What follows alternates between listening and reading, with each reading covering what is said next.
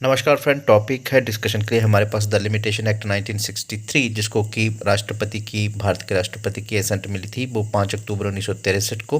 और come into force जो था, जिसको लागू जो किया गया था वो 1/1/1964 को किया गया था।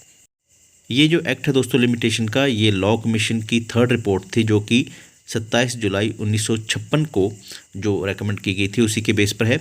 और इसी के रिकमेंडेशन पर एक जो बिल था वो इंट्रोड्यूस किया गया था लोकसभा को 1960 में, पर वो लैप्स हो गया था, जिसको कि अगेन इंट्रोड्यूस किया गया 1962 को और उसके बाद इसको पास कर दिया गया था।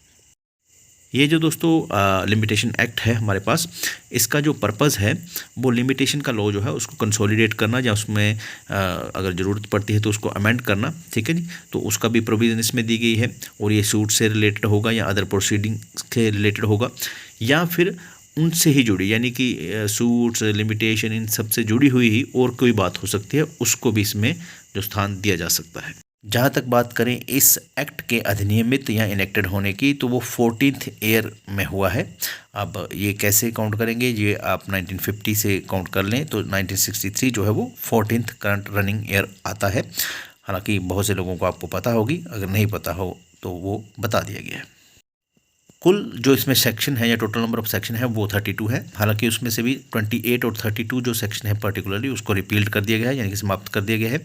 और ये जो 32 सेक्शन है इनको 5 पार्ट्स के अंदर या भाग के अंदर डिवाइड किया गया है। एक इसमें शेड्यूल भी है, ध्यान रखिएगा, ये बहुत इंटरेस्टिंग फैक्ट है लिमिटेशन एक्ट का, जिसमें कि 137 आर्टिकल्स हैं जो कि 3 डिवीज़न में डिवाइड किए गए हैं। और ये जो डिवीज़न है वो रिलेटिंग टू पीरियड लिमिटेशन है, जो कि सूट्स में है, अपील में है और एप्लीकेशंस में है।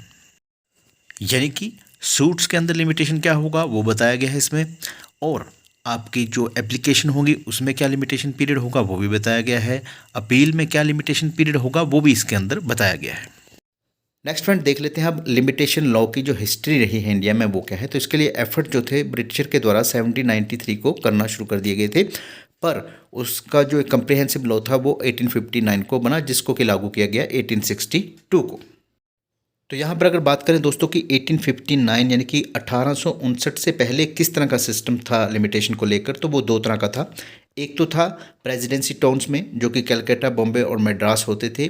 यहाँ पर जो इंग्लिश लॉ होता था उसको फॉलो किया जाता था, तो जाहिर है कि जो लिमिटेशन लॉ होगा वो इंग्लिश लॉ का ही अप्लाई किया जाएगा वहाँ पर। और दूसरा था हमारे पास मफसिल्स कोर्ट, यानी कि अदर देन प्रेसिडेंसी टाउन या कैपिटल, इसके अलावा जो भी बच जाता था उसको मफसिल कोर्ट कहा जाता था। और इनको regulate time to time notification rules order करके किया जाता था। यहाँ पर ध्यान रखिएगा कि ये जो सिस्टम की बात कर रहा हूँ मैं, ये 1859 से पहले का है।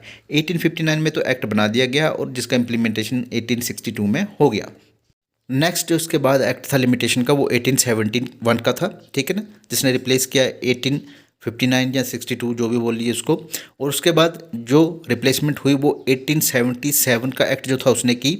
और फाइनली जो था वो 1908 यानी कि 1908 का एक्ट था, जो कि काम किया 1963 तक, ठीक है जी। 1963 तक उसने काम किया, जो कि एक्ट 1908 का था, और उसको बाद में चेंज कर 1963 का एक्ट बनाया गया, जो कि आज तक चल रहा है।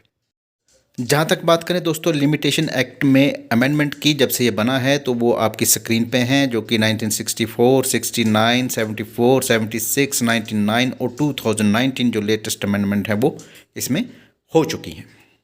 नेक्स्ट फ्रेंड चलते हैं, अब देखते हैं दो बेसिक क्वेश्चन जो हमको डील करते हैं कि भाई what is limitation law, why do we need limitation law, कि भाई लिमिटेशन लॉ जो है ये है क्या और इसकी हमें ज़रूरत क्यों होती है। इन दो क्वेश्चंस के आंसर देने की कोशिश करते हैं।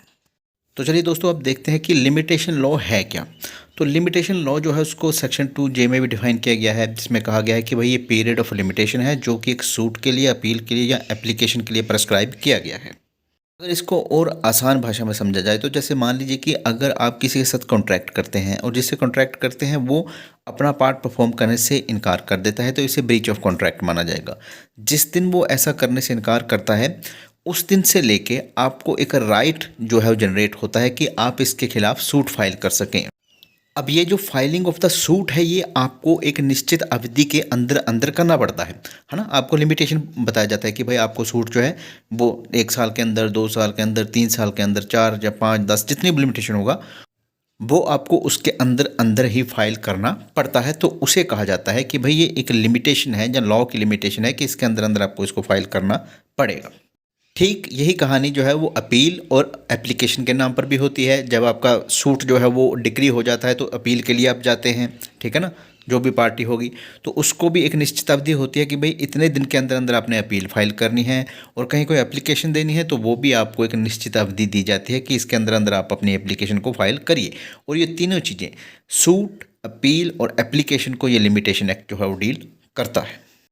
नाउ नेक्स्ट है क्वेश्चन डील करने के लिए हमारे पास दूसरा, जो कि कहता है कि why we need limitation law, कि हमें लिमिटेशन लॉ की ज़रूरत ही क्यों है। तो जैसे कि मैंने अभी आपको बताया कि भाई आपको एक निश्चित अवधि दी जाती है, उसके अंदर अंदर आपको फाइल करना है।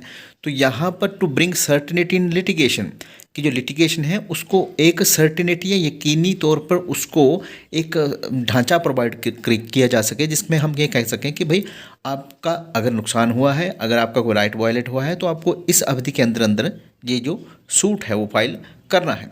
तो वो जो है वो एक तरह से कन्वीनियंस हो जाती है, सुविधा हो जाती है कोर्ट के लिए, पार्टीज़ के लिए, एविडेंस कलेक्ट करने वाली मशीनरी के लिए या एविडेंस प्रोड्यूस करने के लिए, हर एक चीज़ के लिए कि भाई देखिए अभी जो है ये मामला ताज़ा ताज़ा है और इसको सॉल्व कर लें, ठीक है ना।